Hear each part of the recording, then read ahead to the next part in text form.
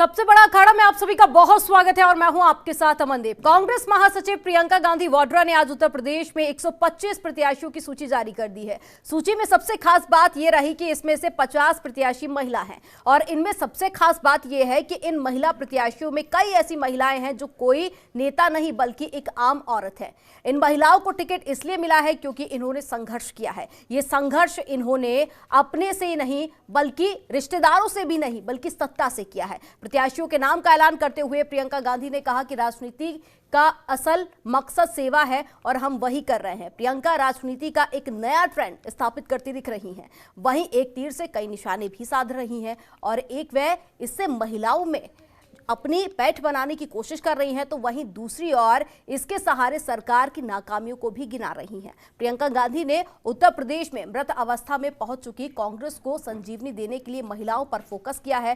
कांग्रेस के घोषणा पत्र और महिलाओं को इतनी भारी संख्या में टिकट देने से समझा जा सकता है कि प्रियंका की राजनीति किस दिशा में जा रही है। यदि ये कहें कि प्रियंका की राजनीति जेंडर आधारित है तो शायद गलत नहीं होगा। कांग्रेस ने उत्तर प्रदेश विधानसभा चुनाव के लिए जो स्ट्रेटजी तैयार की है इसमें इन शीरोज और हीरोज का रोल अहम रहेगा। अब कांग्रेस इसके संघर्ष की कहानी यूपी की जनता को सुनाएगी ताकि वोट शेयर को और ज्यादा बढ़ाया जा सके। अब देखना यह होगा कि नतीजों पर इसका कितना असर पड़ता है। आज हम अपने खास कार्यक्रम सबसे बड़ा अखाड़ा में इसी मुद्दे पर चर्चा करेंगे।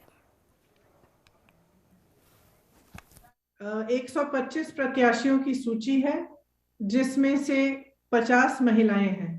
क्योंकि ये एक ऐतिहासिक पहल है तो हमने सोचा इस प्रेस कॉन्फ्रेंस के जरिए आप सबको थोड़ा बहुत इन प्रत्याशियों के साथ अवगत भी कर लें कि कौन है ये लोग, किस तरह की सूची है। हमने प्रयास किया है कि संघर्षशील और ऐसे प्रत्याशी हों जो एक नई राजनीति का पहल करें पूरे प्रदेश में। इसमें इस सूची में 40% महिलाएं हैं और 40% युवा भी हैं। तो मैं आपसे कहना चाहती हूं कि जो हमारी सूची है वो एक नया संदेश दे रही है। वो ये संदेश दे रही है कि अगर आपके साथ अत्याचार हुआ तो आप में ये शक्ति है कि आप अपने हक के लिए लड़ो, और उत्तर प्रदेश में कांग्रेस पार्टी आपको ये शक्ति देगी, आपका समर्थन करेगी, हर तरह से आपकी मदद करेगी ताकि आप अपनी लड़ाई लड़ सकें, राजनीति में आए, सत्ता अपने हाथ में लें और अपने हक को खुद मांगें। तो आज इसी मुद्दे पर चर्चा करेंगे, लेकिन उससे पहले कुछ सवाल जो लगातार खड़े हो रहे हैं। कांग्रेस ने खेला महिला कार्ड, क्या रंग लाएगी चुनावी बयान? क्या आधी आबादी का साथ यूपी में बनाएगा बात? क्योंकि लगातार एक लंबे वक्त से सत्ता से दूर है कांग्रेस और प्रियंका की रणनीति क्या बदलेगी यूपी की राजनीति?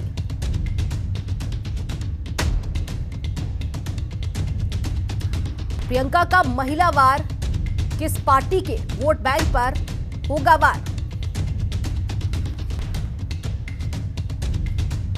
लड़की हूं लड़ सकती हूं के सहारे क्या होगा मैदान फतेह?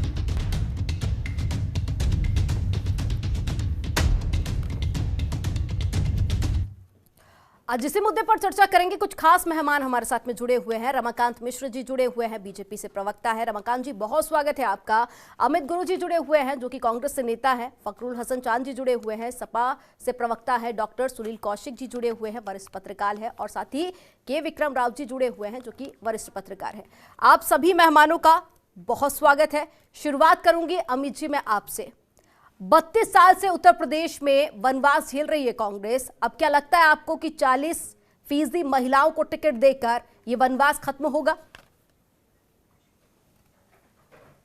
जी बिल्कुल, आपका सवाल बड़ा अच्छा है। और मैं एक बात बता दूं, 32 सालों का जो हमारा वनवास है, लगातार हम कभी धरातल से हटे नहीं और सांप्रदायिक ताकतों को उखाड़ फेंकने के लिए सदैव प्रयासरत रहे। आज चूंकि 32 सालों से हम सत्ता में नहीं है, किस तरह के दुष्परिणाम प्रदेश की जनता को भोगने पड़ रहे हैं वो हमने बड़े बखूबी उसको 32 सालों में देखा है। और भारतीय जनता पार्टी की सरकार ने जिस तरह से महिलाओं के ऊपर अत्याचार, अन्याय और उनके ऊपर जो जुल्म ढाए गए, किस तरह से भारतीय जनता पार्टी के नेता, उसके विधायक, उसके मंत्री बेटियों और महिलाओं के साथ अत्याचार करते रहे। आज तमाम तरह की ऐसी घटनाएं आदरणीय प्रियंका गांधी जी के सामने आई, जैसे इलाहाबाद में, प्रयागराज में पारो की बात जब प्रियंका गांधी जी ने सुनी, जब उन्होंने लखीमपुर के महिलाओं की बात उन्होंने सुनी, हाथरस की बेटी के साथ अन्याय हुआ, उसकी माँ के दर्द को सुना, और उन्नाव पीड़ित रेप पीड़िता की माँ की बात जब उन्होंने सुनी, तो तमाम तरह की चीजों को, तमाम तरह की इस तरह के माहौल को देखने के बाद प्रियंका गांधी जी को लगा कि महिलाओं की एक सशक्त लड़ाई, जिसकी पूर्व में भी 33% आरक्षण देने का, महिलाओं को आरक्षण देने का एक एजेंडा था कांग्रेस पार्टी का, उस चीज को और आगे बढ़ाते हुए जिस तरह से दरिंदगी इस भारतीय जनता पार्टी की सरकार महिलाओं के ऊपर हो रही थी, और हाथरस ने तो पूरा अन्याय कर दिया, और जिस तरह से उस बेटी को, उसके शव को भी उसके परिवार वालों को, अमित जी, जब आपकी पार्टी के नेता इस तरह की बातें करते हैं ना, तो सवाल उठते हैं कि ये जो पीड़ितों की आवाज है वो सिर्फ उत्तर प्रदेश में ही क्यों आपकी पार्टी को सुनाई देती है? देखिए उत्तर प्रदेश के नहीं, हम आवाज पूरे देश के अंदर सुन रहे हैं। अभी देखिए कुछ समय पहले की, ठीक है पूरी कीजिए, प्लीज कंप्लीट कीजिए। हाँ, दोनों सवाल के जवाब मुझे देने पड़ेंगे। जिस तरह से उत्तर प्रदेश के अंदर अत्याचार बढ़ा, और आज आप समझिए ये एक ऐतिहासिक फैसला आदरणीय प्रियंका गांधी जी ने उन्हीं पीड़ितों को क्यों ना सशक्त बना, उन्हीं महिलाओं को क्यों ना सशक्त बनाए, जो अपने हक और अधिकार की लड़ाई सत्ता में खुद अपने अधिकार को काबिज करते हुए अन्याय के खिलाफ को लड़ाई करें। आज देखिए 40% का चुनाव पार्टी ने लिया, और प्रियंका गांधी जी जिस तरह से बहुत ही ऐतिहासिक और अभूतपूर्व है। और कालांतर में चल की इसकी चर्चा होगी कि किसी पार्टी ने इतने बड़े एक योजना का जो शिलान्यास किया, एक आधारशिला रखी कि हम महिलाओं को सशक्त करने के लिए हम सत्ता को नहीं देते। अच्छा, एक डेटा सुनिए। ठीक है, प्रमुख उद्देश्य नहीं है। ठीक है बेटियों को, महिलाओं, ठीक है, एक डेटा सुनिए। देखिए 2002 में आपकी पार्टी जीती थी 25 सीटें, 2007 में 22, और 2012 में 28, और उसके बाद में 2017 की बात करें तो 7 सीटें। ग्राफ ज्यादा अच्छा नहीं रहा है। सिर्फ महिलाओं के भरोसे आपको लगता है कि इस बार की जो राजनीति है वो उससे सत्ता की वापसी होगी? क्योंकि आपके पास में उत्तर प्रदेश में खोने के लिए वैसे भी कुछ नहीं है। के लिए आपको लगता है कुछ नहीं, लेकिन हमारे पास उत्तर प्रदेश में अपार संभावना है। वो संभावना इस बात को लेकर है कि हम अपने प्रदेश की बेटियों को, यहाँ की महिलाओं को सशक्त बना पाएंगे। ठीक, हम उनको मुख्य धारा में लाना चाहते हैं। सत्ता पे काबिज होना हमारा उद्देश्य नहीं है। उन बेटियों के ऊपर, उन महिलाओं के ऊपर जो लखीमपुर में हुआ, जो उन्नाव में हुआ, जो हाथरस में हुआ, जो इलाहाबाद, मतलब सत्ता से ज्यादा आप लोग महिलाओं की सुरक्षा और महिला सशक्तिकरण की बात कर रहे हैं। ठीक है रमाकांत जी, कांग्रेस के सशक्तिकरण की बात कर रहे हैं, उनको मुख्य धारा में ला रहे हो, खुद चुनाव लड़े। ठीक है, जवाब तो ले लीजिए। बेटियों को लेके हमने किया है। ठीक है रमाकांत जी, कांग्रेस कह रही लड़की हूं, लड़ सकती हूं, आप कैसे लड़ेंगे? देखिए आदरणीय अमनदीप जी, बहुत अच्छी बात है जो कि आज हम लोग, कोई भी पार्टी है, समाजवादी पार्टी हो, कांग्रेस हो, कोई भी पार्टी हो, महिला सशक्तिकरण की अगर बात करती है तो हम उसका स्वागत करते हैं, इसमें कोई दो मत नहीं।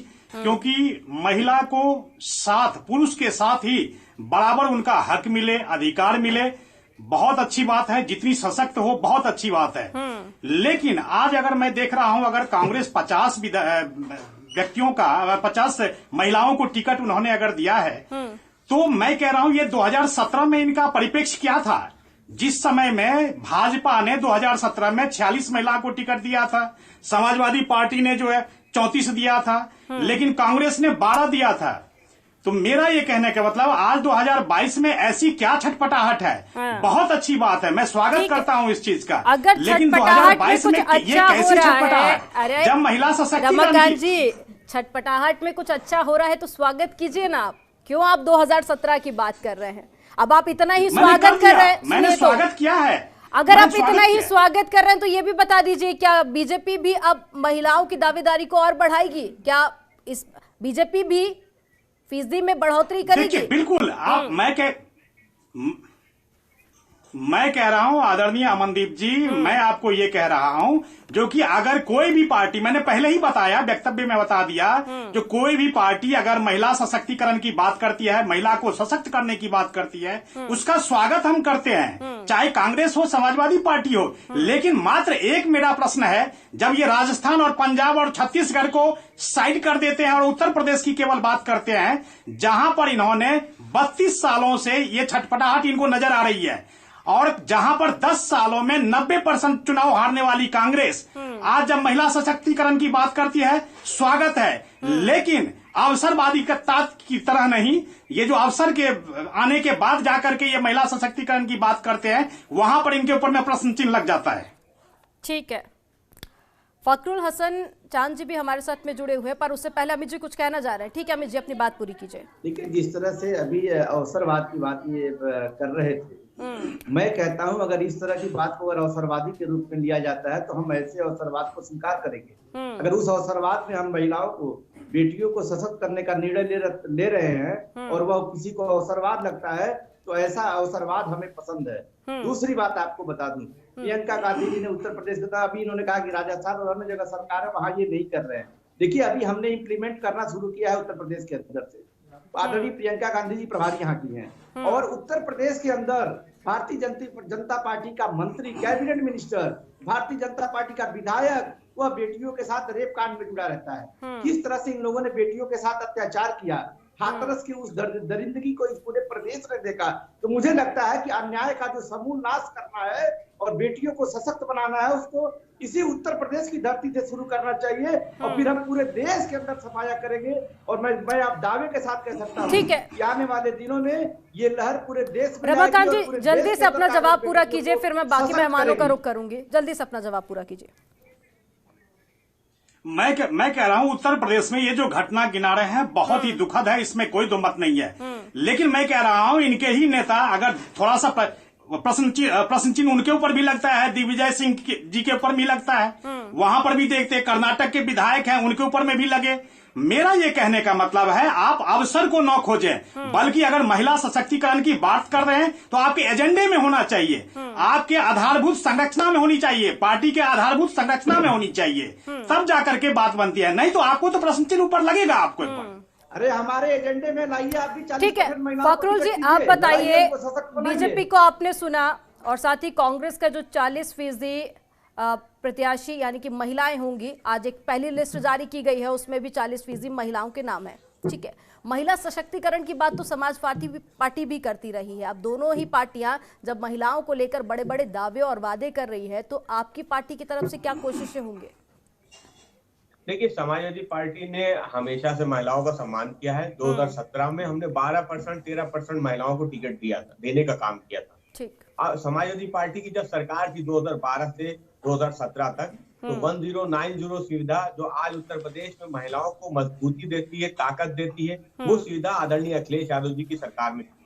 एसिड पीड़ित हमारी जो बहनें थी, उनको सुरक्षा, रोजगार देने का जो काम है वो समाजवादी सरकार में शुरू हुआ, चाहे वो लखनऊ में आप देख लीजिए या आगरा में देख लीजिए। तो और कन्या विद्याधन समाजवादी पार्टी ने दिया, महिलाओं को, हमारी बहनों को लैपटॉप देने का काम किया, फिर मुफ्त शिक्षा देने का काम किया, और उनकी शादी के लिए भी पैसा समाजवादी सरकार ने हम देने का काम किया। तो समाजवादी सरकार ने, जब हम सत्ता में थे, फखरुल जी, ये तो रही ना पुरानी बातें, आगे क्या किया जाएगा? ये वो पुरानी बातें हैं जो आज भी मजबूती से मैं समझता हूँ खड़ी है। आज अगर महिलाओं को उत्तर प्रदेश में कहीं कोई समस्या होती है, कहीं कोई दिक्कत होती है, कहीं कोई छेड़छाड़ होती है, तो 1090 की जो सुविधा है वो आज भी है, वो पुरानी नहीं है, वो आज भी है, और हम समझते हैं वो आगे भी काम करेगी। और जो एसिड पीड़ित हमारी बहनें हैं, जिनको रोजगार भी देने का काम समाजवादियों ने किया, वो आज भी रोजगार उनको वैसे ही चल रहा है जैसा समाजवादी सरकार में चल रहा था। हमने उनको साइकिल भी दी, कन्या विद्याधन भी दिया, उनकी शादी के लिए भी व्यवस्था की, पैसे की, तो ये, और लैपटॉप दे के भी उनको हमने शिक्षा में भी आगे बढ़ाया, रोजगार के लिए भी उनको रास्ता आगे दिखाया। तो ये वो हमारा संकल्प है जो समाजवादियों ने 2012 से 2017 में पूरा किया था। जब हमने बिना कहे अपने इस संकल्प को पूरा किया, हम महिलाओं के प्रति हम जो बहुत ईमानदारी से काम किया, तो हम समझते हैं कि 2022 में जब आदरणीय अखिलेश यादव जी मुख्यमंत्री बनने जा रहे हैं तो हम महिलाओं के लिए आगे भी काम करेंगे। हम कहने में बहुत ज्यादा विश्वास नहीं रखते, लेकिन हम इतना विश्वास जरूर दिलाते हैं कि हम महिलाओं के लिए काम करें। ठीक है सुनील जी, आप बताइए कि आपने तीनों राजनीतिक प्रवक्ताओं को सुना, सभी महिलाओं को लेकर तमाम बड़े बड़े दावे और वादे करते हुए नजर आ रहे हैं। आपको लगता है कि 40% महिलाओं को वोट देकर 32 साल का जो वनवास है वो खत्म हो जाएगा, कांग्रेस की नैया पार हो जाएगी? आप किस तरह से देखते हैं? नहीं अमनदीप जी, ये सब जो लोग कह रहे हैं, मुझे लगता है कि केवल राजनीतिक बेईमानी है। जहां आप देखिए कि जहां जहां आरक्षण महिलाओं को है, मैं उत्तर प्रदेश की बात कर रहा हूँ, पंचायत में आरक्षण है, महिलाएं चुन के पहुंचती हैं। महिलाओं के साथ क्या होता है कि सारी सत्ता उनके पति या उनके घर वाले चलाते हैं। इस मिथक को कौन तोड़ेगा? केवल आरक्षण देने से नहीं होगा, उनकी राजनीति में सहभागिता बढ़नी चाहिए, और वो सहभागिता जब तक आप संगठन में नहीं बढ़ाएंगे तो मुझे लगता है कि केवल आरक्षण का फायदा देकर के या बहुत ज़्यादा सीटें देकर के उनको विधानसभा में या पंचायत में बैठाने से काम चलने वाला नहीं है। क्योंकि जो उत्तर प्रदेश ने तमाम जगह देखा है, चाहे ब्लॉक प्रमुख की अध्यक्षा रही हो, चाहे जिला पंचायत की अध्यक्षा रही हो, उनके साथ क्या स्थिति देखी गई है कि केवल वो घूंघट लगा करके केवल मीटिंगों तक सीमित रहती हैं और सारे के सारे निर्णय उनके घर वाले लेते हैं। दूसरी बात, प्रियंका गांधी जी की पहल बहुत अच्छी है, लेकिन पहल का संदेश वो बगल के राज्यों से देती जहां उनकी सरकार है। क्या पंजाब में ये संदेश देने का प्रयास किया? अभी मंत्रिमंडल का विस्तार हुआ, हो सकता है कि जिन राज्यों में आपका मंत्रिमंडल का विस्तार पहले से है, लेकिन तत्काल अभी पंजाब में मंत्रिमंडल का विस्तार हुआ, वहां आप महिलाओं की सहभागिता बढ़ाती। क्या पंजाब में महिलाओं को 40% आप देंगी? बिल्कुल नहीं देंगी आप वहां पे 40, मैं दावे के साथ कह सकता हूं। तो जिन राज्यों में चुनाव है या तो उन राज्यों में भी उत्तर प्रदेश जैसी स्थिति आप लागू करेंगी तो मुझे लगता है कि आप ईमानदारी से राजनीति कर रही हैं। आप देखिए कि उत्तर प्रदेश में आपने कहा कि 40% हम आरक्षण देंगे, उसके एक हफ्ते बाद गोवा में कार्यक्रम होता है, वहां 30% की आरक्षण की आप बात करती हैं, तो लगभग 10% का तो आपने ही अंतर दिखा दिया। तो ईमानदारी से यदि राजनीति आपको करनी है तो संगठन में जब तक महिलाओं की सहभागिता नहीं बढ़ेगी, जब तक डिसीजन मेकर नहीं बनेगी, तब तक मुझे लगता है कि महिलाओं के सम्मान की या सशक्तिकरण की बात करना बेईमानी। बहुत वाजिब सवाल आपने यहाँ पर खड़ा किया है, मैं इसका जवाब भी अमित जी से लेना चाहूंगी। देखिए ऐसे कई सारे, हम पंचायत की बात कर ले या फिर हम विधायकों की बात कर ले, कई सारे नेता ऐसे हैं, ठीक, उसके बाद में ना तो वो एजुकेटेड है, ना तो वो निर्णय लेने में सक्षम है। उसके बाद में क्या होता है कि परिजनों की तरफ से निर्णय लिए जाते हैं, कई बार उनके नाम पर बड़े बड़े घोटाले भी हुए हैं, हम अपने ही चैनल्स पर इस तरह की खबरें दिखाते हैं, बड़े बड़े घोटाले होते हैं, उसके बाद में ये कहा जाता है कि उनके तो संज्ञान में ही नहीं था। उसको कैसे दूर करेंगे आप? नहीं देखो, जो भी निर्णय लिया जाता है, मुझे लगता है कि आज की जो राजनीति है अमनदीप, वो ब्यूरोक्रेसी पे डिपेंड हो गई है। आपके जो ड्राफ्ट तैयार हो रहे हैं, मुझे लगता है नेता पढ़ नहीं पा रहे हैं। जो ईमानदारी से आप वायदा करके आ रहे हैं, वो ईमानदारी पर समीक्षा मुझे लगता है कि हर 6 महीने बाद होनी चाहिए। यदि 5 साल की आपकी सरकार है और आपने किन्हीं वायदों के साथ राजनीति में आए हैं, सत्ता तक पहुंचे हैं आप, तो उनकी समीक्षा कौन करेगा? और दूसरी बात, संगठन और सरकार के बीच जब तक सामंजस्य नहीं रहेगा, मुझे लगता है कि आप जो भी वायदे करके आए वो पूरे आप कर ही नहीं सकते। सत्ता में इतनी ताकत नहीं है जब तक आपकी संगठन की सहभागिता नहीं होगी। दूसरी बात, तमाम ऐसे मुद्दे होते हैं जहां जिनका फायदा जनमानस तक पहुंच सकता है, लेकिन वहां राजनीति होगी। यदि बीजेपी ने कर दिया तो सपा विरोध करेगी, सपा ने किया तो बीजेपी विरोध करेगी। तो ये जब ऐसी स्थिति आने लगे लोकतंत्र में, तो मुझे लगता है कि वहां ईमानदारी से आप सशक्तिकरण की बात नहीं कर सकते। अब जैसे समाजवादी पार्टी के प्रवक्ता ने तमाम चीजें गिनाई, वो महिलाओं के लिए हुई, बिल्कुल सही बात है, लेकिन आप पुनः सत्ता में वापस नहीं हुए। इसलिए नहीं हुए कि जो आपने महिलाओं के लिए किया वहां तक आप महिलाओं को कनेक्ट नहीं कर पाए, महिलाओं तक संदेश आप उन चीजों को नहीं दे पाए। आज जो बीजेपी कर रही है, बीजेपी ने तमाम कहा कि आज आप यदि अपनी प्रॉपर्टी में हिस्से की बात करते हैं तो मुझे लगता है केंद्र सरकार ने वो देने का काम किया कि महिलाओं को भी बराबर का हिस्सा मिलेगा। दूसरी बात, तमाम राज्यों में कांग्रेस की सरकार है, वहां भी ऐसे एक्ट आ सकते हैं जहां लगे कि महिलाओं को संदेश और दूसरा कनेक्ट कर आपको करना पड़ेगा। आज मैं देख रहा हूं कि प्रियंका गांधी उत्तर प्रदेश में महिलाओं के उत्पीड़न की बात करती हैं और अपने राज्य जहां आपकी सरकार है, आज वहां आपके सांसद घेर के बैठे हुए हैं क्योंकि वहां बलात्कार की बहुत बड़ी घटना हुई है, आप वहां बोलने के लिए तैयार नहीं है। तो दो तरीके की महिलाएं नहीं हो सकती ना। आप ये तो वहां भी आप उस मुद्दे की बात कीजिए, मुख्यमंत्री को डांटिए, संगठन में जाकर के बातें कीजिए, मीडिया के समक्ष बात रखिए, लेकिन वहां आपकी चुप्पी और जहां आप विपक्ष की भूमिका जिस राज्य में निभा रहे हैं वहां आप उसको बड़ा चढ़ा के उठाने का प्रयास करेंगे तो ये जनता समझती है ना। आखिर में सोशल मीडिया का जमाना, एक प्रदेश से दूसरे प्रदेश तक बड़ा आसानी से समाचार पहुंचते हैं। तो ये भी राजनीतिक दलों को समझना पड़ेगा कि दो तरीके की राजनीति आपको नहीं चलने वाली। ठीक है। के विक्रम जी, आपके पास में आऊंगी मैं। उत्तर प्रदेश की राजनीति को आप काफी लंबे वक्त से देख रहे हैं, समझ रहे हैं। महिलाओं को लेकर देखिए सशक्तिकरण की बात तो कही जा रही है, लेकिन टिकट देने के बाद में सवाल भी अब कांग्रेस पे कई सारे खड़े हो रहे हैं। तो आप किस तरह के इसके सियासी मायने देखते हैं?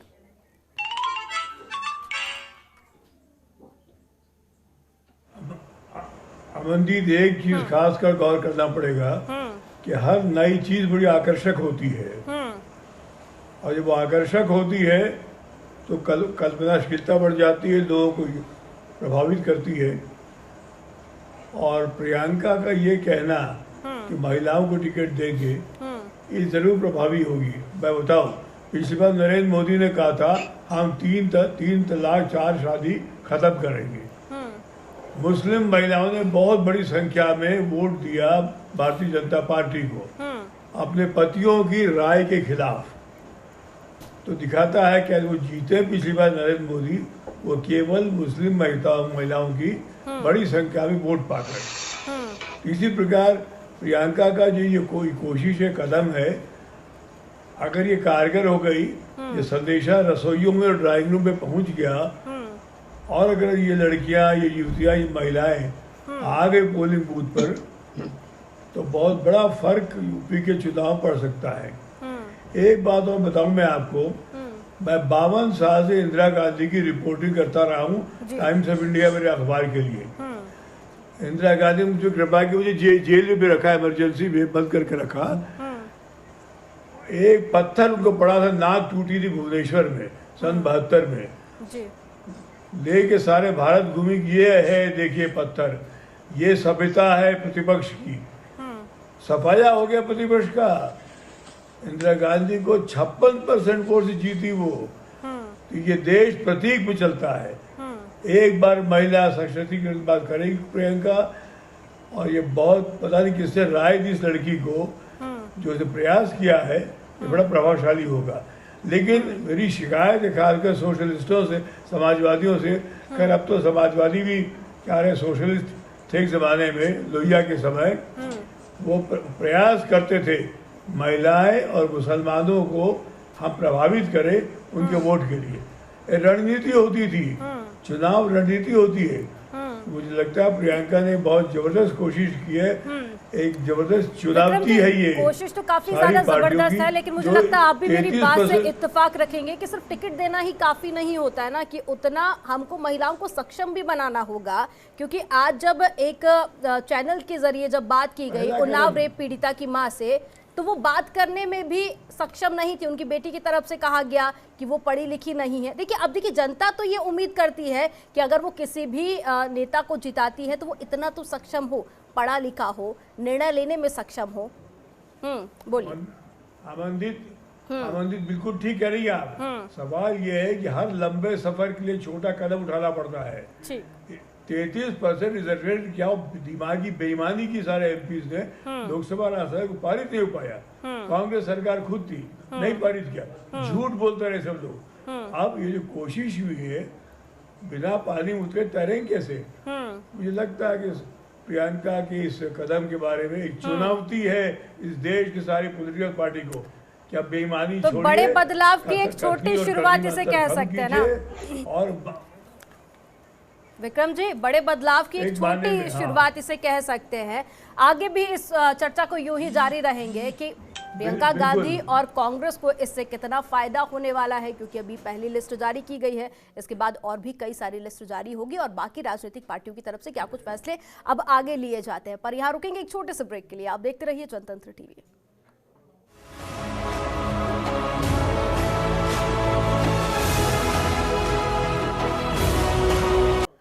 ब्रेक के बाद एक बार फिर से आपका स्वागत है। तो कांग्रेस की तरफ से विधानसभा चुनाव उत्तर प्रदेश के लिए पहली लिस्ट जारी कर दी गई है। आपको बता दें जिसमें 40% महिलाओं को टिकट दिया गया है। वो भी ऐसी महिलाएं हैं जो लगातार सत्ता में कुछ रहे नेताओं से संघर्ष कर रही थी और इसी आधार पर टिकट दिया गया है। और साथ ही प्रियंका गांधी ने कई सारे वादे भी किए हैं और महिला सशक्तिकरण को लगातार हर राजनीतिक पार्टी की तरफ से उत्तर प्रदेश में दावे और वादे किए जा रहे हैं। इसी पर आज हम चर्चा कर रहे हैं। अमित जी, आपके पास में आऊंगी। उत्तर प्रदेश को लेकर तो देखिए अक्टूबर में ही ये बड़ा ऐलान हो चुका था कि 40% महिलाओं को ही टिकट दिया जाएगा, लेकिन बाकी भी तो 4 राज्य हैं। उसके बारे में बताइए। वहां पर भी तो महिलाओं की सुरक्षा उतनी ही जरूरी है जितनी कि उत्तर प्रदेश में। वहां पर भी महिलाओं को सशक्तिकरण बनाना, महिलाओं को सशक्त बनाना उतना ही जरूरी है जितना कि उत्तर प्रदेश में। तो क्या वहां पर भी 40% महिलाओं को ही टिकट दिया जाएगा? देखिए, अभी चूंकि आदरणीय प्रियंका गांधी जी ने इसकी शुरुआत उत्तर प्रदेश से करी है, और आपने कहा कि बाकी 4 राज्यों में क्यों नहीं। मैं आपसे थोड़ा सा और आगे बढ़ता हूँ। मैं आगे के 4 राज्यों की बात नहीं करता, क्यों ना पूरे देश में लागू किया जाए। आपका ऐसे सवाल आप पूछेंगे तो अपने सवाल में आप खुद ही फंस जाएंगे। एक लंबे वक्त तक आपकी पार्टी की सरकार, सुन लीजिए ना, सुन लीजिए, एक लंबे वक्त तक आप ही की पार्टी की सरकार थी, क्यों नहीं आपने कानून बना दिया इसको लेकर? आप थोड़ा सा श्रोता भी बनिए। मैं आपने सवाल कर दिया है, मैं थोड़ा मेरा जवाब दे लीजिए, उसके बाद आप कमेंट करिएगा। ठीक है, बोलिए। मैंने कहा कि आप इन 4 राज्यों में, आपने कहा कि इन 4 राज्यों में क्यों नहीं, तो सवाल आप पे उठ जाएगा कि आप भी 5 ही राज्य की बात क्यों कर रही है, पूरे देश की बात कर लीजिए। तो इलेक्शन तो अभी 5 ही राज्यों में है ना, जहाँ इलेक्शन नहीं है वहां पर भी टिकट कटवा दी जाए क्या? बिल्कुल सही बात है, बिल्कुल सही बात। आपने मेरा जवाब दे दिया। मैं बता रहा हूँ आपको, प्रियंका गांधी जी चूंकि प्रभारी महासचिव हैं उत्तर प्रदेश की, और अभी उनके प्रभार क्षेत्र में उत्तर प्रदेश राज्य ही है, और यहाँ से उन्होंने एक शुरुआत, एक जाति धर्म के नाम पे जिस प्रदेश में राजनीति होती है, वहां पे प्रियंका गांधी जी ने एक नया विमर्श पैदा किया है, और आज ये चर्चा का विषय बना हुआ है। और तमाम दलों के लोगों ने भी आज महिलाओं को लुभाने के लिए और उनको सशक्त बनाने की बात को लेके वो अभी अब धीरे धीरे आगे निकल रहे हैं। ये एक बड़ा विमर्श है जो धीरे चल के कालांतर में पूरे देश में इसकी बात आगे बढ़ेगी, और महिलाओं के लिए, उनके समुचित न्याय के लिए, उनके अधिकार की बात होगी। आज प्रियंका गांधी जी का चूंकि उनका निर्णय सिर्फ उत्तर प्रदेश को लेके हो सकता है, वो पूरे देश की प्रभारी नहीं है, क्योंकि उनकी एक सीमा है और वो उत्तर प्रदेश के अंदर काम कर रही है। आपकी पार्टी में महिलाओं की बेहतरी की सोच सिर्फ प्रियंका गांधी वाड्रा ही रखती हैं? नहीं, बिल्कुल नहीं, बिल्कुल नहीं। देखिए, आपको बता दूं, इसके पहले यूपीए की सरकार में हमारी आदरणीय सोनिया गांधी जी ने 33% आरक्षण को लेकर बिल लाया था, और तो अभी भी तो वही अध्यक्ष है ना, बाकी 4 राज्यों में क्यों नहीं लागू कर दिया जाता? मैं बता रहा हूँ, उस समय नहीं लागू हुआ, भारतीय जनता पार्टी के लोग विरोध में थे। मैं आपको स्पष्ट कर दूं, ये एक सिलसिला शुरू हुआ है, इसका हाथों हाथ आप सभी लीजिए, इसका स्वागत करिए। और एक प्रमुख बात मैं आपको बता दूं, जो पीड़ित महिलाएं हैं, जिन महिलाओं ने संघर्ष किया और जेल गई, कुछ पत्रकार हैं, कुछ पीड़ित महिलाएं हैं, कुछ संघर्षशील समाज सेवी हैं। सदर जाफर एक नाम है जो मेरे साथ पैनलिस्ट भी हुआ करती थी, जिनको सीए और एनआरसी में इस सरकार ने जबरन जेल में ठूस दिया, तमाम तरह की यातनाएं दी। किस तरह से आपने देखा कि लखीमपुर खीरी, अमित जी वो लिस्ट तो आ चुकी है ना कि आपने कौन कौन सी महिलाओं को टिकट दिया गया है, उनकी क्या कुछ हिस्ट्री रही है, क्या कुछ उनका संघर्ष रहा है, वो देश भर जानता है। लेकिन बीजेपी पर एक बड़ा आरोप लगा रहे हैं आप कि बीजेपी ने नहीं होने दिया। रमाकांत जी से जवाब ले लीजिए अब आप। जी, रमाकांत जी जवाब दे सकते हैं, लेकिन मैं अपनी बात पूरा कर लूं। मैं उन्नाव के पीड़िता को अगर टिकट दिया गया, अगर सदर जाफर को, जिसको सीए राशि में बड़ी यातनाएं दी गई, उनके पोस्टर लखनऊ और पूरे प्रदेश के अंदर लगाए गए, ऐसी पीड़ित और संघर्ष करने वाली महिलाओं को, अभी बात योग्यता की हो रही थी कि पढ़ी लिखी महिलाएं नहीं होती है और उनके पति या घर वाले राजनीति करते हैं, लेकिन ये चीजें, मैं इस बात से सहमत हूँ। संभवतः सुनील जी ने बात रखी थी, मैं उनकी बात से सहमत हूँ, लेकिन ये छोटे स्तर की राजनीति में इस तरह की चीजें हो जाती है। लेकिन विधायिका में और लोकसभा के क्षेत्र में ऐसी महिलाएं जो भी निकल के आएंगी वो फुल फ्लेज राजनीति करेगी। हमको उनको हाथों हाथ लेना चाहिए, बढ़ावा देना चाहिए। आज एक संकल्प लेकर प्रियंका गांधी जी ने शुरुआत करी है, और सिर्फ टिकटों की भागीदारी तक नहीं है, उनको सशक्त बनाने के लिए मोबाइल फोन की बात हो, जवाब ले लीजिए, की बात हो, बसों में फ्री यात्रा की बात हो, दक्षता स्कूल बेटियों के लिए खोलने की बात हो, तमाम योजनाओं के साथ तो आई है और इसको पूरा करने का जज्बा उनके अंदर है। और मैं आश्वस्त हूँ, भविष्य में अगर कुछ अन्य राज्यों तक भी दखलंदाजी अगर आदरणीय प्रियंका गांधी जी पड़ेगी तो वहाँ की भी बेटियां। आपने मेरे सवाल का जवाब नहीं दिया कि बाकी 4 राज्यों में भी क्या महिलाओं को टिकट दिया जाएगा 40%? आपने सारी बात गोल गोल घुमा दी, लेकिन आपने सवाल का जवाब नहीं दिया। रहिए, उत्तर प्रदेश जैसे बड़े राज्य में शुरू हो चुका है, आने वाले हर राज्यों तक धीरे धीरे कवायद पहुंचेगी अगले 5 साल बाद। बिल्कुल लगातार चलती रहेगी, एक प्रक्रिया है। मतलब 2022 के बाद में 2027 2022 और 2027 नहीं, असल बात तो ये कि इस तरह के मुद्दों को हम लोग भी चुनाव के दौरान ही उठाते हैं। हाँ, यही तो बड़ा सवाल है कि आप लोग राजनीतिक पार्टियां एक संवेदनशील मुद्दों को सिर्फ चुनाव के वक्त ही उठाया जाता है। अब आपने खुद ही अपने मुंह से ये बात एक्सेप्ट की। प्रतिष्ठित चैनलों को उठाना चाहिए, महिलाओं के हक हुकूक की बात को देखिए, सुनिए, मीडिया पे उठाना चाहिए। देखिए, जब भी कहीं रेप होता है या महिलाओं के साथ में कहीं भी अत्याचार होता है, मीडिया प्रमुखता से दिखाता है, ठीक है ना? तभी एक तो आप लोग पहले मीडिया पर ही खबरें देख लेते हैं, फिर मीडिया पर ही आप सवाल उठा देते हैं। मैंने आरोप नहीं लगाया, ये मेरा सुझाव है। मैंने आरोप कतई नहीं लगाया। अगर आपको आरोप लगता है तो मैं अपनी बात वापस ले लेता हूँ, लेकिन मैंने आपको आरोप नहीं लगाया, एक सुझाव मेरा है। ठीक है, इस तरह के मुद्दों को लगातार चेक करते रहिए, इसको प्रोग्रेसिव बनाने की जरूरत है। हम लोग तो दिखाते हैं प्रमुखता से, लेकिन देखिए कुछ चीजें तो आप राजनीतिक पार्टियों के अंडर होती है ना। जैसे कि अभी कुछ दिन पहले ही एक राज्य में बलात्कार हुआ था, वहां के मुख्यमंत्री ने उसे स्वीकार करने से ही इनकार कर दिया था। राजस्थान की ही बात है, आप ही की पार्टी। देखिए, ऐसे हमारे किसी भी सरकार के किसी भी राज्य में अगर ऐसा होता है तो हमारी तरफ से उसकी निंदा होती है, और राजस्थान के जितने भी मामले आए उसको तत्काल न्याय भी दिलाया गया। अमित जी, निंदा नहीं ना, अब निंदा नहीं, एक्शन होना चाहिए। रमाकांत जी जवाब दीजिए। निदान भी कराया गया, एक्शन भी लिया गया। रमाकांत जी जवाब दीजिए। प्रियंका गांधी जी ने स्पेशली वहां की सरकारों से बात किया। ठीक है, जवाब ले लीजिए। अमनदीप जी ऐसा है, 2017 में 41 विधायक जो है महिला बनी थी उत्तर प्रदेश में, और उसमें 35 जो है सो केवल बीजेपी की थी। हाँ। आज अगर 5 राज्यों में अगर चुनाव हो रहे हैं तो टोटल 690 सीट होते हैं। हाँ। मैं कांग्रेस से पूछना चाहता हूं, यहाँ पर अमित जी से, यहाँ पर बड़ी बड़ी बातें आरक्षण की कर रहे हैं, बहुत अच्छी बात है। ये कह रहे हैं मात्र 5 राज्यों की ही नहीं बल्कि पूरे देश में ऐसा होना चाहिए, बहुत अच्छी बात है, स्वागत होना चाहिए। लेकिन चैनल पर बैठ करके ये बोलते हैं कुछ, और संसद में जब महिला आरक्षण की बात होती है तो वहां पर विरोध करते हैं, संसद को चलने नहीं देते। वहां पर किसी भी ऐसे विधेयक का ये लोग विरोध करते हैं। ये जो डबल स्टैंडर्ड है ना, ये जो दरबारी संस्कृति जो है ऐसी पार्टियों की, इसी के ऊपर में प्रश्न चिन्ह लगता है। मैं बार बार इस चीज को प्रश्न उठाता हूं, जो कि जब दरबारी संस्कृति होती है तब जाकर के उत्तर प्रदेश में कुछ और, पंजाब में कुछ और, उत्तराखंड में कुछ और, छत्तीसगढ़ में कुछ और, राजस्थान में कुछ और जब संसद में महिला आरक्षण की बात होती है वहां पर विरोध करते हैं। ऐसे डबल स्टैंडर्ड नहीं चलेगा। यहाँ पर 135 करोड़ जनता का सवाल है और उस जनता को आपको जवाब देना पड़ेगा। आज आपका बहुत अच्छी बात है, बहुत अच्छी बात है, बहुत अच्छी बात है, जो कि आपने उत्तर प्रदेश में 403 विधानसभा सीट है, वहां पर आपने 40% का वादा किया है। बहुत अच्छी बात है, स्वागत होना चाहिए, लेकिन डबल स्टैंडर्ड नहीं होना चाहिए। डबल स्टैंडर्ड मत करिए ना, मैं कह रहा हूँ डबल स्टैंडर्ड नहीं। 690 सीट पे चुनाव होने हैं और 690 का 40% जोड़ लीजिए आप, 280 सीट। मैं तब समझूंगा जो कि कांग्रेस बिल्कुल ईमानदारी के साथ आगे बढ़ रही है, ईमानदारी के साथ आगे बढ़ रही है। ये खेल नहीं चलेगा अमित जी, ये खेल नहीं चलेगा, ये खेल नहीं चलेगा। मैं देखता हूं तो 5 राज्यों में चुनाव होने हैं, मैं देखता हूं और ठीक है, आपने उत्तर प्रदेश में 403 विधानसभा सीट है, डेमोग्राफी की एक अलग एक व्यवस्था है, वहां पर आपने 40% दिया है, स्वागत है। लेकिन हर जगह डबल स्टैंडर्ड नहीं चलेगा, ये देश को जवाब देना पड़ेगा आपको। ठीक है, आपने स्वागत किया, अच्छा लगा सुन के मुझे। ठीक है, सुनील जी अब आप बताइए कि महिलाओं को टिकट देने की बात कही जा रही है, ठीक है, राजनीति ही सही, लेकिन महिलाओं को टिकट दिया जाएगा, लेकिन उससे बेहद ज्यादा जरूरी हो जाता है महिलाओं को जागरूक करना। उसको आप किस तरह से देखते हैं?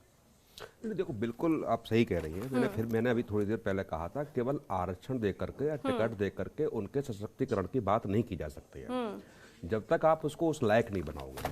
पहले आप संगठन में हिस्सा दीजिए उनको, यदि आपके संगठन में वो लड़ सकती हैं, संगठन में जनता के हितों की बात कर सकती हैं, तो मुझे लगता है कि ये जो कह रहे हैं आप, उसको ईमानदारी से आप कर पाएंगे।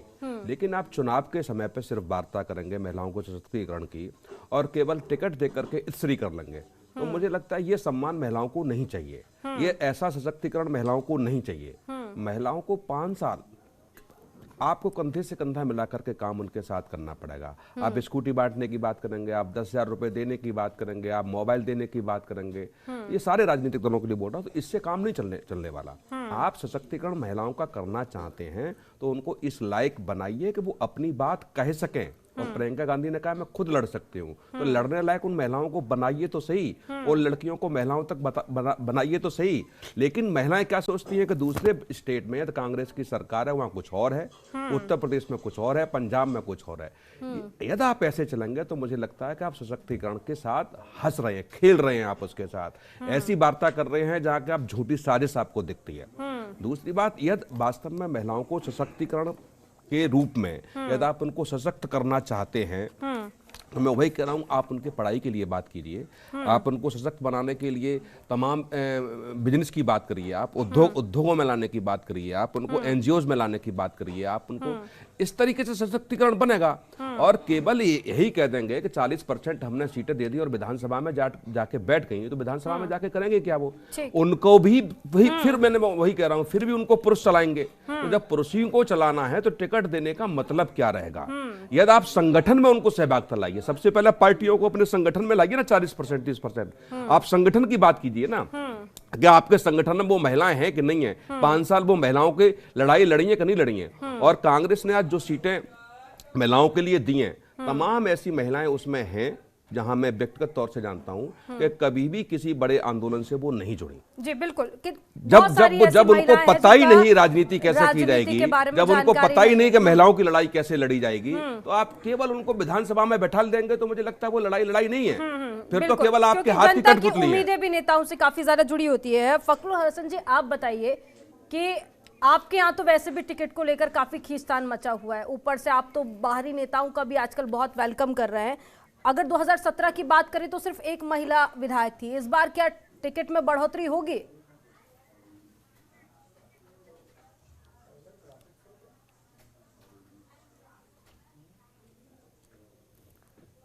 फखरुल जी, मेरी आवाज आप तक पहुंच पा रही है?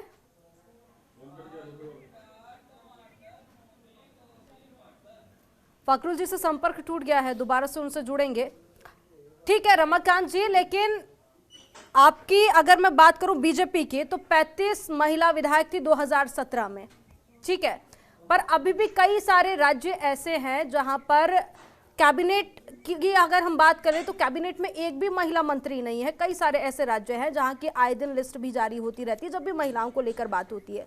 अब देखिए, उत्तर प्रदेश में आपकी पार्टी की सरकार है, केंद्र में भी आपकी पार्टी की सरकार है, तो कोई ना कोई कानून की जो ये बात कह रहे थे, ठीक है, कांग्रेस नहीं बना पाई इतने सालों में, अब तो आपके पास ही है सत्ता, आप कुछ करेंगे इसमें? बिल्कुल अमनदीप जी, मैं इस चीज का बहुत ही ज्यादा मतलब फेवर करने वाला पार्टी है हम, और खुद व्यक्तिगत रूप से भी, जो कि आज अगर हमारी घर की महिलाएं सशक्त होगी तो आज हमारा समाज जो है सो बेहतर बनेगा। अब जब समाज बेहतर बनेगा तो निश्चित तौर पर प्रदेश भी बनेगा, प्रदेश से देश बनेगा, वैश्विक स्तर पर हमारी पहचान बनेगी। आज अगर हमारी प्रधानमंत्री अगर श्रीमती इंदिरा गांधी जी थी, तो निश्चित तौर पर एक महिला का किस तरह से आप देखा, जो कि आपने वैश्विक स्तर पर उनका क्या मान सम्मान था, और भारत का भी बहुत ही ज्यादा मजबूत पक्ष हुआ करता था। आपने, मैंने इंग्लैंड का देखा, मार्गरेट थैचर थी, उसके बाद आपने जर्मनी का चांसलर आपने देखा। बिल्कुल बात जवाब देना चाहूंगा। देखिए, इन लोगों को न संगठन, ऐसे नेताओं से जनता को सावधान रहने की जरूरत है। आपने इस्तीफा कब दिया? जब आचार संहिता लग गई, आपके पास ये समझ गए जो कि आपके पास से पावर चली गई। अब आप सरकारी आवास छोड़ें या सरकारी सुरक्षा छोड़ दें, उससे ऊपर में क्या है? जनता सब समझती है, जो कि आप आचार संहिता लगने के बाद जाकर के आप इस्तीफा दे रहे हैं। आपने 5 साल पूरी तरह से सरकारी खर्चे के ऊपर में, सरकारी सुरक्षा के ऊपर में आपने ऐश किए। एक चीज बता दीजिए, हर एक पार्टी जो है सो इंटरनल सर्वे करवाती है। आप अगर जनता की,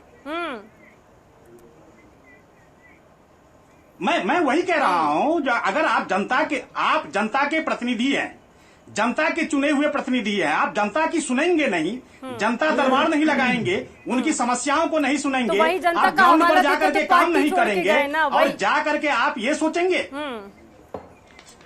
ठीक है, नहीं तो ये चीज पहले क्यों नहीं था?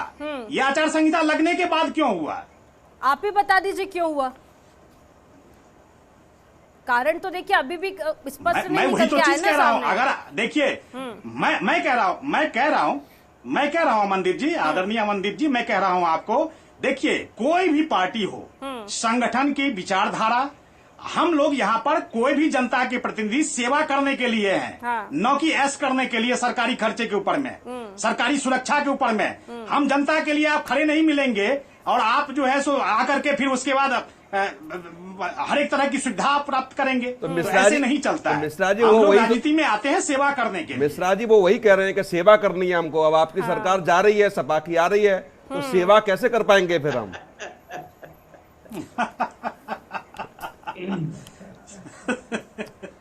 ठीक है विक्रम जी, आप ऐसे में समाजवादी पार्टी में ही उनका स्वागत है। ठीक है, मतलब ठीक है विक्रम जी, आप बताइए कि उत्तर प्रदेश की राजनीति में भूचाल सा मचा हुआ है। हर एक राजनीतिक पार्टी की हम बात करें तो कुछ अलग ही राजनीतिक रोटियां सेकने में लगी हुई। एक तरफ बीजेपी के नेता जा रहे हैं, सपा में आ रहे हैं, टिकट को लेकर स्थिति सपा में कुछ स्पष्ट नहीं हो पा रही है।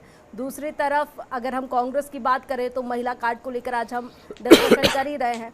तो इस बार का विधानसभा चुनाव 2017 से कितना विपरीत आप देखते हैं? अमनदीप, ये कोई नई चीज नहीं है। हर चुनाव के समय ये टिकटार्थी लोग ये बवाल करते हैं, लालची लोग पार्टी छोड़ देते हैं, उनका सिद्धांत खत्म हो जाता है। ये अवसरवादी तत्व है। मुझे सिर्फ दुख इस बात का है कि भारत की राजनीतिक पार्टियां, राजनीतिक नेतृत्व आज तक पहचान नहीं पाया है कि कौन उनका कमिटेड कैडर है। भारतीय जनता पार्टी से बड़ी बड़ी कमिटेड कैडर थी, आज अवसरवादियों का गिरोह हो गया भारतीय जनता पार्टी। अब महसूस कर रहे हैं उनके नेता लोग कैसे इनकी पार्टी में अवसरवादी पदभ्रष्ट लोग, विचार भ्रष्ट लोग आ गए थे। लेकिन विक्रम जी, सवाल तो एक ये भी खड़ा होता है ना कि जनता नेता किसी को चुनकर भेजती है, उसके बाद में वो जाके किसी और पार्टी में शामिल हो जाता है, यानी कि सीधे तौर पे तो फिर जनता का अपमान ही है। तो टिकट देते समय सोचना चाहिए, जज करना चाहिए ये कमिटेड है या झूठ बोल रहा है ये। आज देखिए कम्युनिस्ट पार्टी 4 ही 5 सीटें पाते वो लोग, लेकिन कम्युनिस्ट पार्टी आइडियोलॉजिकली बड़ी कमिटेड होती है। वो कभी सत्ता में नहीं आएंगे, 4-5 सीटें आगे बढ़ेंगे नहीं, लेकिन फिर भी उनका एक अप्रोच होता है। मैं प्रियंका के बारे में थोड़ा कहना चाहूंगा यहाँ पे। अमनदीप, ये एक नया फितूर छोड़ा है कांग्रेस पार्टी ने, इस पर गौर करना पड़ेगा। ये देश नारों पे चलता है। मैं राजनीति शास्त्र का विद्यार्थी रहा हूँ। मैं बताऊँ आपको, प्रतीक पर वोट पड़ता है, गरीबी हटाओ। झूठ बोली इंदिरा गांधी, लेकिन जीत गई, बाकी सारी पार्टियां का सफाया हो गया। यही होता है, यही हर बार होता है। इस बार जो महिलाओं के लिए चलाया है, नरेंद्र मोदी ने महिलाओं की सेवा पहली बार भारत में कराई थी। शौचालय, गैस, जल, और क्या हुआ, महिलाओं ने बल पे वोट दिया नरेंद्र मोदी को। उनके पहले बड़े धुरंधर लोग थे, अटल बिहारी वाजपेयी, लाल अडवाणी, सब थे, क्या कर पाए। ये गांव वाले ने आके वडनगर से, चाय वाले ने एक नई क्रांति लाई, एक नई वैचारिकता पैदा कर दी, और महिलाओं को स्पर्श करके उन्होंने उनकी समस्याओं का हल करके बम्पर विक्ट्री पाई है। कोई नहीं पाया आज तक, श्यामा प्रसाद मुखर्जी लेके अटल बिहारी वाजपेयी तक कोई नहीं कर पाया। यही प्रियंका देख रही है। ठीक है, हर राजनीतिक पार्टी को आगाह होना चाहिए। सुनील जी कुछ कहना चाह रहे हैं, सावधान रहे और कुछ सीखने की कोशिश करें। ठीक है, सुनील जी से जवाब देते। सुनील जी क्या कहना चाहते हैं आप? नहीं, बिल्कुल विक्रम राव साहब की बात से मैं सहमत हूँ। ऐसा नहीं है कि ये अभी 2022 के चुनाव में हमें देखने को मिल रहा है। हमने तो करीब लगभग 3 दशक से मैं चुनाव देख रहा हूँ। हर चुनाव में यही देखते हैं। 2017 की बात करें तो आज माहौल समाजवादी पार्टी के लिए है। आचार संहिता लगने के बाद वो भाजपा के लिए था कि भाजपा में कम से कम 100 से अधिक नेता वहां पर आए। और यदि हम 2012 की बात करें तो वही तब भी वही माहौल था। तो ये हर चुनाव में देखने को मिलता है। यदि हम लोकसभा की बात करें तो लोकसभा में भी यही स्थिति होती है। लेकिन ये अब जनता को समझना पड़ेगा कि ऐसे नेताओं को चिन्हित करके यदि अगली बार लोकसभा या विधानसभा में बैठाने की जो बात होती है वो केवल जनता सतर्क होकर वोट करे कि जिन वायदों को लेकर के हमने इनको भेजा था अपना प्रतिनिधि बना के, क्या उन वायदों पर ये खरे उतरे या हमारे वोट बैंक का सौदा किया, ये जनता को समझना पड़ेगा।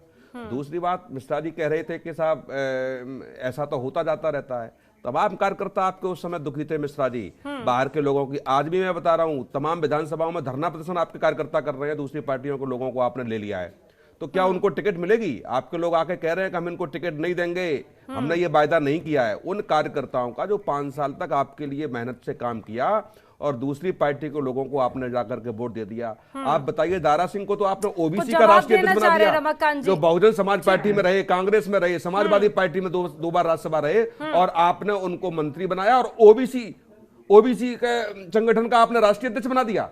कुछ कहना तो आप ये समझना पड़ेगा कि आप किसको क्या दे रहे हैं। दूसरी बात, जो लोग आज छोड़ के जा रहे हैं वो अभी से चर्चा नहीं है, बिल्कुल पिछले 3 महीने से चर्चा है, ये छोड़ रहे हैं। सोशल मीडिया में भी आ रहा है, हम लोगों ने भी इशारा किया कई बार कि ये पार्टी छोड़ के जाएंगे, लेकिन आप लोगों ने उसको घेराबंदी करने का प्रयास ही नहीं किया। आज ओबीसी, आज जितने भी नेता छोड़ के गए हैं उत्तर प्रदेश की, मैं 3 कैबिनेट मंत्रियों की बात कर रहा हूं, सब लोगों ने आरोप लगाया कि ओबीसी समुदाय के साथ न्याय नहीं हुआ। आपने 23 मंत्री थे उत्तर प्रदेश में, तो 23 मंत्री ओबीसी समुदाय से थे, और ओबीसी समुदाय के मंत्री क्यों नहीं आगे आके कह रहे हैं कि आपकी सरकार ने कुछ किया? जवाब ले लेते हैं, समय की कमी। रमाकांत जी जवाब दीजिए। हाँ अमनदीप जी, बिल्कुल सुनील जी कह रहे हैं, उनका विश्लेषण सही है, इसमें कोई दो मत नहीं है, उसको आत्मसात करने की जरूरत है। लेकिन मैं एक चीज जरूर कहना चाहूंगा, जो कि सामाजिक संतुलन को बना करके रखना जो है सो भी पार्टी का काम है। और जब आप चुन करके आते हैं, जब यहाँ पर प्रतिनिधित्व करने के लिए आते हैं, तो निश्चित तौर पर आपके ऊपर में जिम्मेदारी बहुत बढ़ जाती है। अभी देखिए माहौल क्या था, अब ये भी सुन रहा था शाम तक, जो मिस्टर गंगवार हैं, छत्रपाल गंगवार हैं, उनके लिए भी था, और मुकुट बिहारी वर्मा जी का भी एक माहौल बनाया गया था, जो बाद में उन्होंने अभी शाम में स्टेटमेंट दिया है, जो कि मैं पार्टी का ही हूं, बीजेपी में ही हूं, कहीं नहीं जा रहा हूं मैं। तो ये एक माहौल भी है। दूसरी बात, चूंकि आचार संहिता लग गई है, इसीलिए मैं चैनल पर कोई ऐसी चीज नहीं कहना चाहूंगा, लेकिन आपको मैं यहीं पर स्वामी प्रसाद मौर्य जी का 6 तारीख का मैं ट्वीट, अगर मैं चूंकि आचार संहिता लगा हुआ है इसीलिए मैं नहीं कुछ कहना चाहता हूं, लेकिन 6 तारीख का जो ट्वीट है वो आप देखेंगे तो किस तरह से उन्होंने सरकार को बहुत अच्छा अपना कदम बताया है, सब कुछ किया है। लेकिन ये अचानक इस तरह के निर्णय, तो ये सब सारे प्रश्न चिन्ह जो है सो लगते हैं ऐसे नेताओं के ऊपर में, और जनता को सोच समझ करके काम करना चाहिए। अभी तक आपकी पार्टी में थे तो सब ठीक था, अब दूसरी पार्टी में गए तो प्रश्न चिन्ह लगना शुरू हो गए। एक आखिरी कमेंट अमित जी आपका। देखिए, मैं आपको एक चीज अमनदीप जी बता दूं, ये चली चलाई की बेला भारतीय जनता पार्टी के सरकार की है। आज ऐन मौके पर भारतीय जनता पार्टी का जो वॉशिंग मशीन है वो खराब हो गया है। उसी वॉशिंग मशीन से ये शुरुआती दिनों में धुलाई करते थे और तमाम दूसरे दलों के नेता को और खराब छवि के नेताओं को साफ सुथरा करके ले लेते थे। आज वही दौर इनके ऊपर हावी हो गया। दूसरी बात बता दूं, 5 साल तक सरकार चली, डबल इंजन की सरकार में 5-5 रिजर्व इंजन भी हुआ करते थे इनकी सरकार में। चंद 2-4 लोगों ने ही सरकार चलाई, किसी विधायक और किसी मंत्री की एक भी नहीं सुनी गई। आज वो सारे आहत थे और इनके पार्टी से निकल के इधर उधर भाग गए। हमारे दल से भी 1-2 लोग बह गए, उसमें मैं स्वीकार करता हूँ। अपने दल से जाते तो आप लोग कहाँ कुछ कहते हैं, सबसे ज्यादा आप ही के दल से गए। मैं स्वीकार कर रहा हूँ, लेकिन जिस तरह से इनके नेता मंत्री विधायक एकदम उनका सांस फूल रहा था तो भागना ही था, और ऊपर से इनकी वॉशिंग मशीन खराब हो गई। प्रियंका गांधी जी के लड़की हूँ लड़ सकती हूँ के नारे ने कमाल दिखाया है, और हमने मेहनत करी है जमीन पे। अभी कमाल दिखाया नहीं है, जब जनता मतदान करेगी उसके बाद में जब परिणाम आएगा उसके बाद पता चलेगा कि प्रियंका गांधी का बिल्कुल मैं सहमत हूँ, ये जो फैसला था ये कितना कमाल दिखाता है। ये अभी आप और हम बैठकर डिसाइड नहीं कर सकते ना, बिल्कुल नहीं करेंगे, जनता का आशीर्वाद मिलेगा। और हम लोग चूंकि हम लोग डोर टू डोर कैंपेन कर किए हैं और हमने लोगों से मिल के उनकी समस्याओं को सुना है, तो हम इस चीज को दावे के साथ पुख्ते तरीके से कह सकते हैं। बहरहाल चली चलाई की बेला में अमित जी मेरे पास वक्त की कमी है, माफी चाहूंगी यहाँ पर बीच में आपको रोकना चाहूंगी। आप सभी मेहमानों का हमारे साथ में जुड़ने के लिए बहुत शुक्रिया। तो कांग्रेस की पहली लिस्ट जारी हो चुकी है, लेकिन उसके बाद कई सारे सवाल अब कांग्रेस पर खड़े भी हो रहे हैं। और साथ ही महिलाओं को आने वाले दिनों में टिकट तो दे दी गई, लेकिन जागरूक कितना किया जाएगा और साथ ही कांग्रेस का ये फैसला कितना फायदा आने वाले विधानसभा चुनाव में कांग्रेस को दिलाता है, आने वाला वक्त बताएगा। फिलहाल इस डिबेट में इतना ही। आप देखते रहिए जनतंत्र टीवी।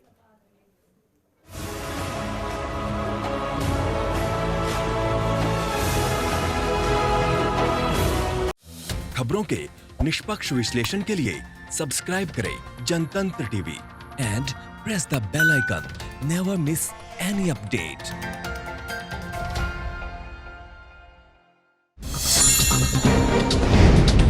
डाउनलोड कीजिए जनतंत्र टीवी ऐप को, जो कि अवेलेबल है गूगल प्ले और ऐप स्टोर पर। अधिक जानकारी के लिए अभी डाउनलोड करें।